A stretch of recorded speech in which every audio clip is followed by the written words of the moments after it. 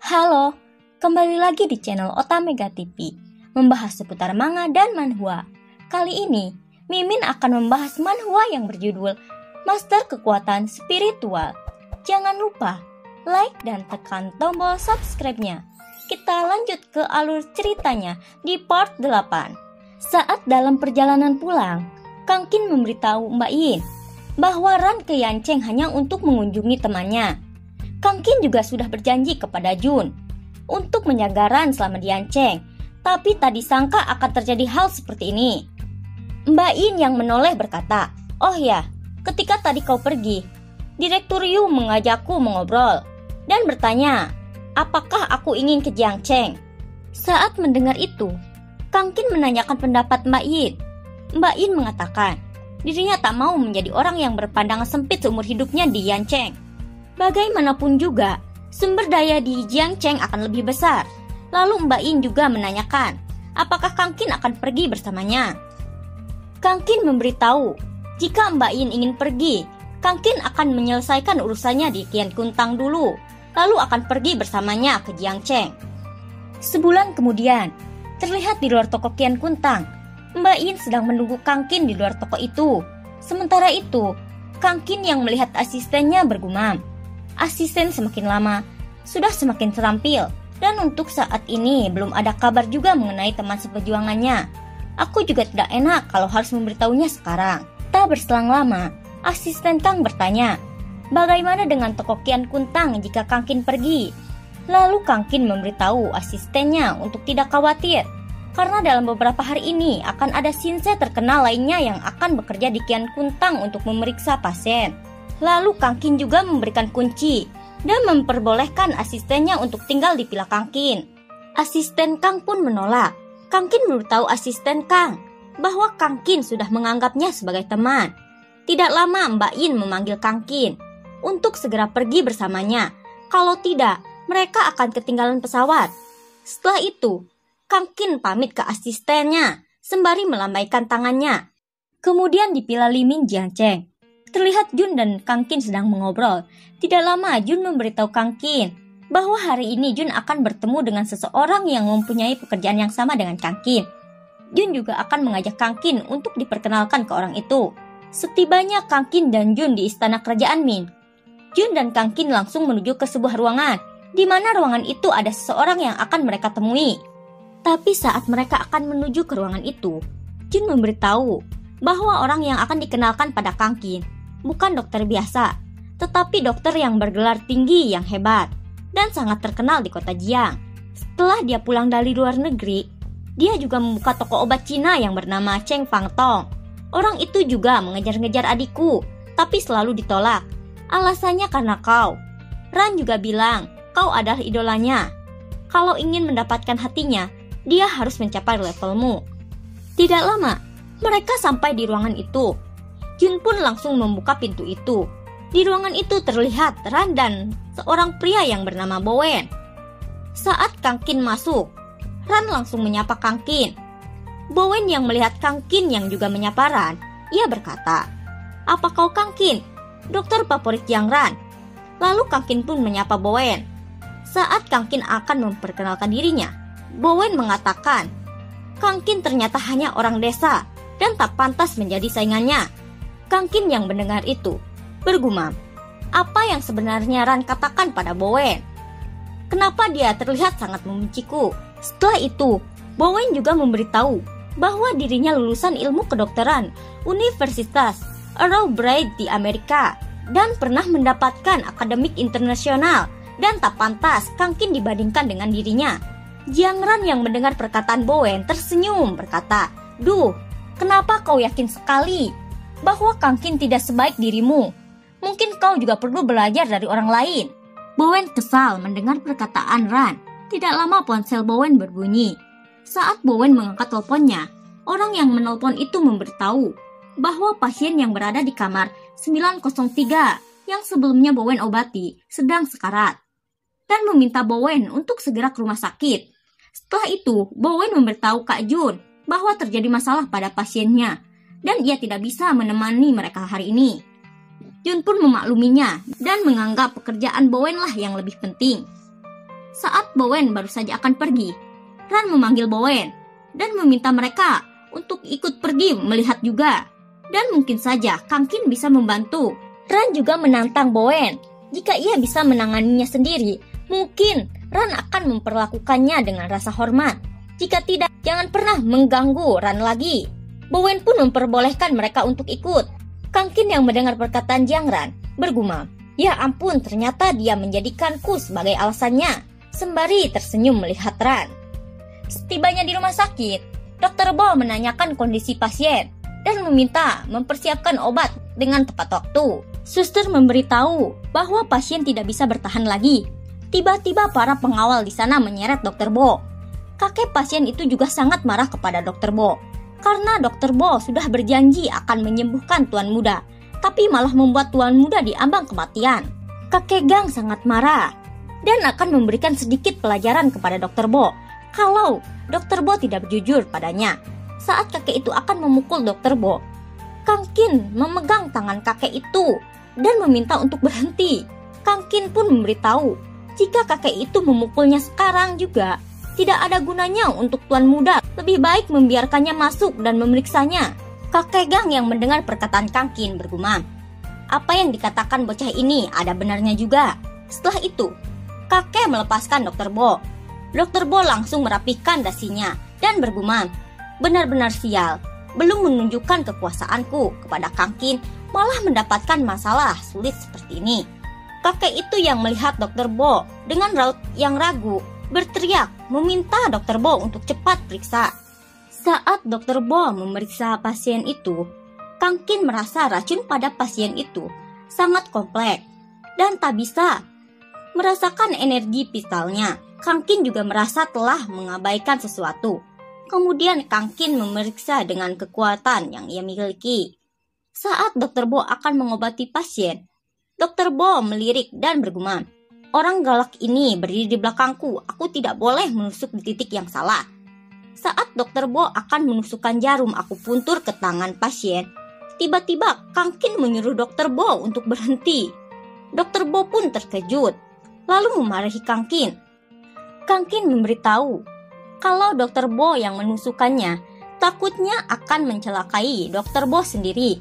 Lalu Kang Qin menunjukkan benjolan yang ada di leher pasien itu. Dr. Bo terkejut dan tak menyangka sejak kapan tumor sebesar itu muncul di tubuh pasien. Kalau ingin menyelamatkannya, maka harus mengganti seluruh organ dalam tubuhnya. Kakek itu yang melihat tuan muda sangat kesakitan, berteriak dan menyuruh segera diselamatkan.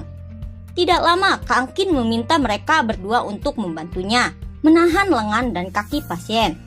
Mereka berdua bertanya, apa yang akan Kang Qin lakukan? Lalu Kang Qin meminta mereka untuk diam dan lihat sendiri.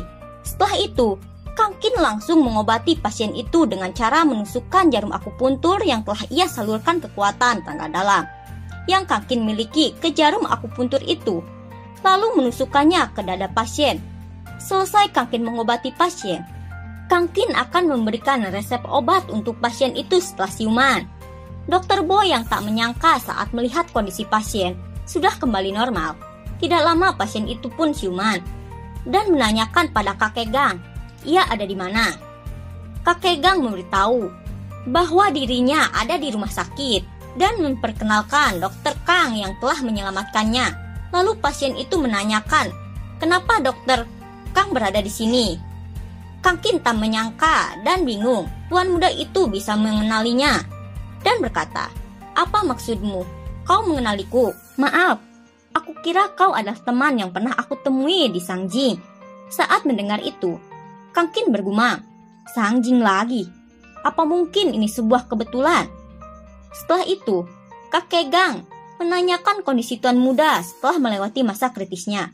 Lalu Kang Qin memberitahu bahwa tuan muda baik-baik saja, tapi kau harus memberikan rekam medisnya padaku agar aku bisa menuliskan resep obat untuknya. Setelah itu, kakek Gang memberikan rekam medis tuan muda ke Dr. Kang. Saat Kang menuliskan resep obat untuk pasien itu, Kang Qin bergumam, seingatku aku tidak punya relatif. Sepertinya aku harus mencari kesempatan untuk pergi ke Sangjing dan mencari tahu. Tidak lama, tiba-tiba Bowen menawarkan Kang Qin untuk bekerja sebagai wakil ketua dokter di toko milik Bowen. Kang Qin pun menoleh. Kemudian Kang Qin membalikan tawaran itu ke Bowen, bahwa ia juga sedang mencari seorang ketua dokter di toko milik Kang Qin. Tidak lama kemudian, Tuan Muda berterima kasih kepada Kang Qin dan meminta kakek Gang untuk memesankan ruangan privat di bar Surga Duniawi Tiancheng untuk hari setelah lusa. Setelah itu, Tuan Muda harap Dr. Kang bisa hadir. Kang Qin pun mengiyakan dan menyuruh Tuan Muda untuk istirahat. Setelah itu, saat Kang Qin dalam perjalanan akan pulang, Jun memberitahu orang yang Kang selamatkan itu, orang besar yaitu sekelompok pengawal, memanggil Tuan Muda Su dengan aksen utara. Orang itu juga kemungkinan dari keluarga Su Sangjing. Keluarga Su juga sama seperti keluarga kami, sama-sama keluarga bangsawan di Sangjing. Hanya saja ada komplotan yang mempermainkan kami. Jadi kami diusir oleh tuan rumah Sangjing. Dan sebelumnya Jun meminta Kang Qin mencarikan giok darah untuk diberikan kepada tuan rumah sebagai hadiah ulang tahunnya. Tapi tak disangka, ia mendengar tuan rumah sedang sakit parah. Jun juga memikirkan cara untuk sementara ini. Tapi ia juga tidak ingin merepotkan Kang Qin. Kang Qin pun mengatakan, kalau cuma mengobati penyakit, serahkan saja kepadaku. Jun senang mendengar yang dikatakan Kang. Jun juga memberitahu bahwa ia sudah menyuruh CEO perusahaan kosmetik untuk menghubungi istri Kang untuk membicarakan mengenai pekerjaannya. Kang pun berterima kasih pada Jun. 3 hari kemudian, di bar Surga Duniawi, terlihat di dalam orang-orang sedang bersenang-senang. Di sana juga terlihat Tuan Muda Su sedang memperkenalkan Kang Qin ke temannya itu. Setelah itu, Tuan Muda Su meminta bersulang untuk Dr. Kang yang hebat sembari merangkul Kang. Lalu Kang meminta Tuan Su untuk tidak banyak minum, karena ia baru saja pulih. Tuan Su tertawa dan mengatakan tidak perlu khawatir karena ada Dr. Kang di sini. Tidak lama, Tuan Su membisikkan sesuatu mengenai Kang yang belum tahu identitas Tuan Su. Kang memberitahu, di mata Kang identitas Tuan Su hanyalah seorang pasien. Saat mendengar itu, Tuan Su sangat senang dan menganggap Kang Qin dokter yang profesional. Setelah itu, teman Tuan Su meminta mereka berdua untuk bersenang-senang. Karena Tuan Su jarang seperti ini bisa keluar. Tidak lama, datang seorang pria menghajar teman Su. Pria itu berkata, apakah orang ini bersama kalian? Barusan dia menumpahkan arak ke seluruh tubuhku. Bro, apakah ada kesalahpahaman antara temanku dan kalian? Balas Tuan Su. Pria itu memberitahu bahwa teman Su sudah merusak aturan geng Serigala Langit. Pria itu juga menyuruh Su dan temannya pergi dari bar itu. Kang Qin yang mendengar geng Serigala Langit teringat yang dikatakan Tuan Jun mengenai komplotan yang mempermainkan keluarga mereka. Jun juga mengatakan kota Jiang terlihat dari depan dikendalikan oleh keluarga Jiang. Tapi banyak orang yang masih belum tahu di kota Jiang masih ada sindikat kejahatan terorganisir, yaitu geng Serigala Langit. Keluarga Jiang juga takut pada mereka. Meskipun Serigala Langit hanya sekelompok mafia, tapi kekuatan mereka terkenal ke seluruh dunia. Bahkan di dunia bawah tanah, Sangjing, mereka berada di urutan teratas. Alasannya karena mereka prajurit yang kuat. Sekelompok itu juga sangat sulit ditangani, dan tak ada yang berani memprovokasi mereka. Kemudian teman-teman Su ketakutan dan pergi.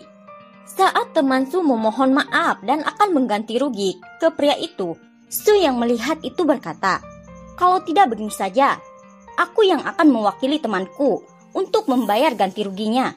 Kalian sebut saja angkanya dan masalah ini selesai. Geng serigala yang mendengar perkataan Su terdiam, dan tak lama mereka semua tertawa, menertawakan Su. Kau kira kami, geng serigala lagi kekurangan uang?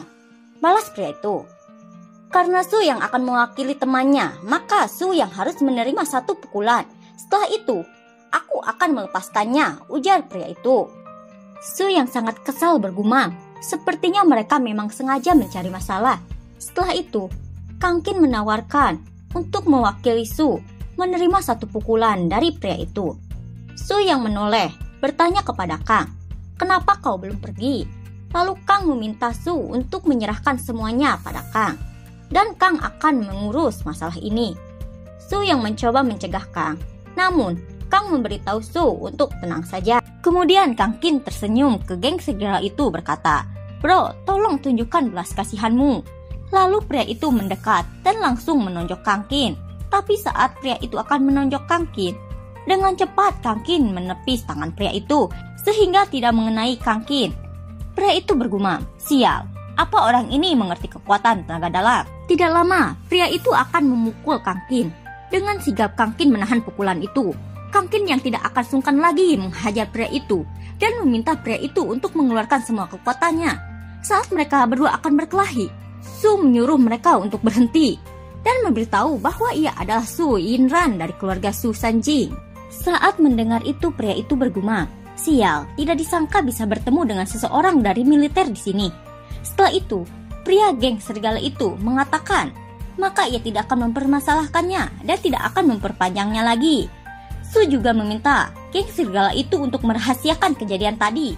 Pria itu tidak mempermasalahkannya karena itu masalah kecil dan meminta Su untuk tenang saja. Saat pria itu akan pergi, ia berkata ke Kang Kin, "Tidak disangka kau punya kehebatan juga. Siapa orang hebat yang mengajarimu?" Kang Kin membalas, "Aku hanya dokter biasa. Hanya saja aku lebih banyak berlatih." Saat pria itu akan pergi, ia mengatakan jika Kang Kin tertarik gabung dengan geng serigala langit, Kang Kin boleh datang kapan saja. Setelah itu, Su memuji Kang Kin atas kemampuan yang Kang Kin miliki yang begitu hebat. Dan Su juga merasa sudah terlalu lama berada di kota ini. Su berpamitan kepada Kang Kin dan akan mengundang Kang Kin ke rumahnya di Sangjing jika Kang Kin mempunyai waktu yang luang. Kemudian Kang Kin yang sedang berada di kediamannya terlihat ia sedang mengobrol dengan seseorang di telepon. Kang Kin dan seseorang itu membicarakan pertemuan besok ke Sangjing. Setelah Kang Kin mematikan teleponnya, ia merasa baru saja bertemu dengan seseorang yang mempunyai kekuatan yang mirip dengannya. Dan Kang Kin juga merasa sudah lama tidak berlatih. Kang Kin yang mencoba melatih kekuatannya, ia bergumam, "Pada awalnya, meskipun aku mendapatkan banyak uang dari ilmu tenaga dalam yang diajarkan oleh kakek tua itu, tapi dilihat dari sekarang, kakek tua itu mengajariku kemampuan ini kepadaku. Sepertinya punya tujuan lain. Aku masih belum tahu siapa yang membawa orang tuaku pergi dan bagaimana kemampuan yang dimiliki orang itu. Sepertinya aku juga harus meningkatkan kemampuanku. Kalau tidak, sekalipun aku meminta bantuan keluarga Jiang untuk mencari orang tuaku, takutnya aku sulit bertemu dengan mereka." Pagi hari, Jun yang menunggu Kang Kin di luar rumah Kang Kin. Ia menanyakan apa Kang Kin sudah selesai atau belum. Tidak lama Kang Kin pun keluar. Saat Jun melihat pakaian yang Kang Kin pakai dan Kang Kin lupa membawa sepatunya juga, lalu Jun memberitahu untuk tinggalkan semuanya. Kang Kin bisa membelinya di Sangjing. Setibanya di Sangjing, Jun mengajak Kang Kin untuk berbelanja dahulu untuk mengganti pakaiannya. Saat Kang Kin melihat harga pakaian itu seharga 114.000 yuan, Kang Kin terkejut.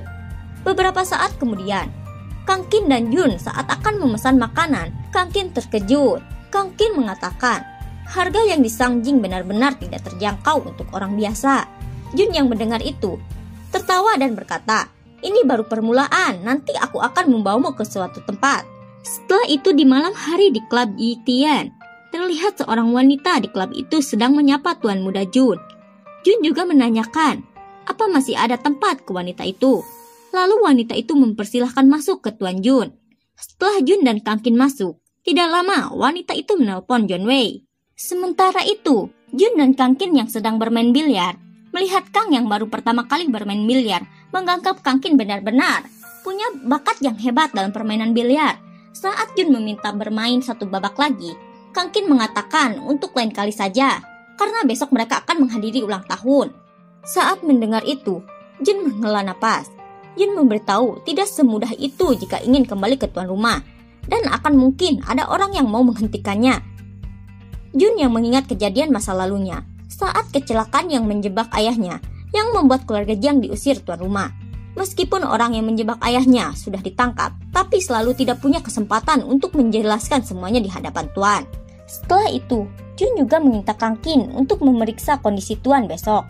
Kemudian tidak lama, datang John Wei membawa petugas polisi dan Direktur Jenderal. John Wei langsung menunjuk Jun dan Kang Kin, lalu menyuruh Direktur Jenderal untuk menangkap mereka.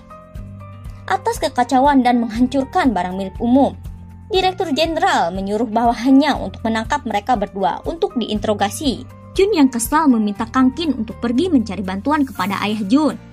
Kang Kin yang mendengar itu bertanya, apa keluarga John sangat hebat?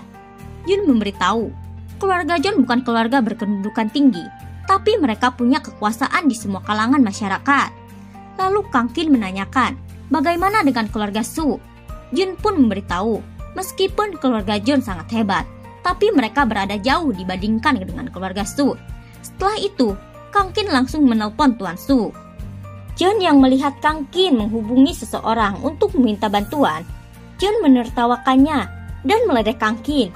Setengah jam kemudian, saat petugas polisi dan John Wei menunggu orang yang akan membantu Jun dan Kang Kin, John pun berkata, Jun, tidak disangka kau akan menggunakan trik semacam ini. Ku beritahu padamu, tidak ada gunanya berusaha keras. Di Sangjing keluarga John tidak takut pada siapapun. Bahkan jika keluarga Su datang, mereka juga akan takut padaku. Oh, begitu ya, balas Tuan Su yang baru saja datang. John sangat terkejut, bergumam. Sial, kenapa tuan muda kecil yang datang? Dia adalah macan tutul di Sanjing. Jika menyinggung perasaannya, maka tidak akan berakhir menyenangkan.